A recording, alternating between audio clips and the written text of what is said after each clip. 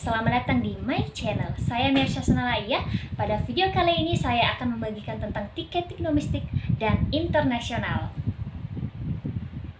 Nah, pada tahap ini saya akan menjelaskan sebelum kita melakukan reservasi tiket, sebelumnya kita harus mengetahui beberapa undang-undang yang mengenai tentang atau berkaitan dengan penerbangan. Ada 4 pada video ini saya akan menjelaskan, yaitu ada pertama, Peraturan Menteri Perhubungan meliputi Peraturan Menteri Nomor 21 Tahun 2015 tentang standar keselamatan penerbangan. Yang kedua adalah Peraturan Menteri Nomor 38 Tahun 2015 tentang standar pelayanan penumpang angkutan udara dalam negeri. Ketiga adalah Peraturan Dirjen Perhubungan Udara Nomor 12 Tahun 2015 tentang pembayaran passenger service charge atau PSG disatukan dengan tiket penumpang pesawat udara. Nah, keempat adalah Undang-Undang Republik Indonesia Nomor 1 Tahun 2019 Tahun Penerbangan. Nah, adapun persyaratan ataupun ketentuan yang paling penting dalam melakukan reservasi tiket pesawat adalah satunya itu kita harus menunjukkan identitas diri seperti KTP, paspor, visa ataupun SIM serta nomor HP yang masih aktif. Nah, dalam penerbangan ada 5 glosari singkatan yang ada di dalam penerbangan. Ada satu yaitu passenger, yaitu istilah untuk penerbangan pesawat udara atau penumpang. Kedua adalah schedule, yaitu jadwal penerbangan. Dan ketiga adalah route, yaitu bentuk perjalanan pergi pulang dengan rute yang sama. Seterusnya adalah streetches. Streetches ini adalah rute penerbangan, dan selanjutnya adalah itinerary, yaitu suatu rangkaian perjalanan. Nah, pada video ini saya akan bagikan singkatan nama bandara yang menjadi tempat berangkat, tempat transit, dan tujuan akhir. Nah, di sini saya mengambil sampel yaitu tujuan Semarang ke Nias. Nah, adapun tujuan menjadi tempat berangkatnya yang pertama itu yaitu Bandar Udara Internasional Muhammad Yamin yang disingkat dengan SRG yang berlokasi sendiri di Semarang. Nah, dia akan bertransit di Jakarta lebih dahulu. Itu adalah transit pertamanya, yaitu di Bandar Udara Internasional Soekarno-Hatta atau JGK yang berlokasi di Jakarta. Nah, setelah dari Jakarta akan transit lagi ke Medan, yaitu Bandar Udara Internasional Kuala Namu atau KNO yang berlokasi di Medan. Setelah dari Kuala Namu akan menuju Gunung Sitoli, yaitu tujuan akhir, yaitu Bandara Udara Binaka atau GNS yang berlokasi di Nias.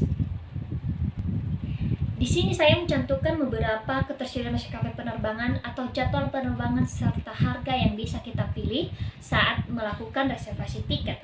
Nah, kita tadi mengambil contoh dari penerbangan dari Semarang ke Nias pada tanggal 19 Desember 2023. Nah, contoh beberapa ketersediaan maskapai penerbangan jadwal dan harga yang bisa kita pilih, yaitu contoh maskapainya bisa City ini dengan jadwal jam 5 lewat 55 menit dengan harga 3.583.640.000 per orang.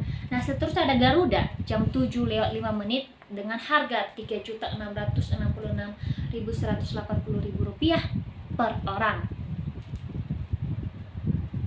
Nah, ini dia urutan-urutan proses reservasi tiket penerbangan dan hal-hal yang terkait dalam proses isu tiket tersebut. Yaitu pertama, yaitu cek ketersediaan tiket dan jadwal penerbangan. Tentu saja ketika kita melakukan reservasi, kita harus menentukan jadwal penerbangan dan ketersediaan tiket yang akan kita pilih.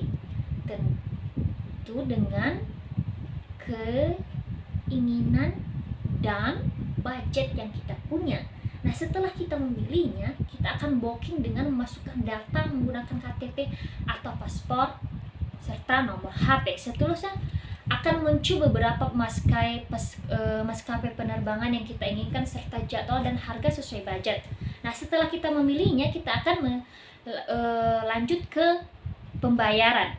Setelah kita sudah melakukan pembayaran yang namanya isu tiket, dan setelah itu kita bisa mendownload elektronik tiket kita.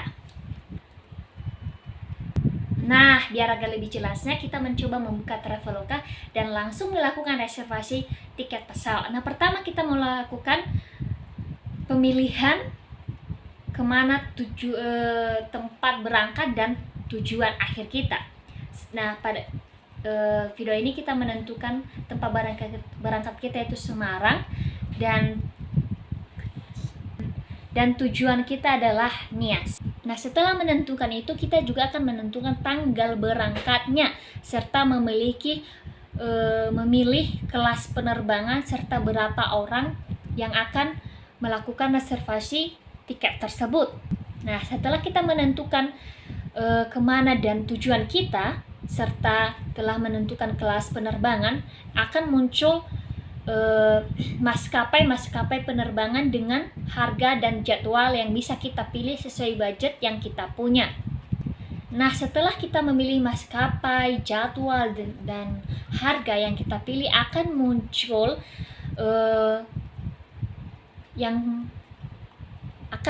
beberapa info seperti bagasi kita ada berapa kilo, adakah makanan, hiburan di pesawat, dan sebagainya.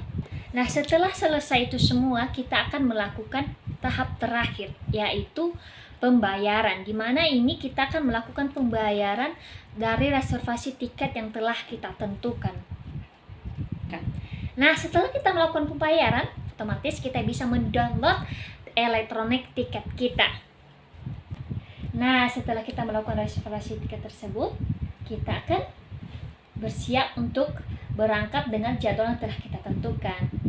Selamat menikmati penerbangan dan dengan kondisi aman dan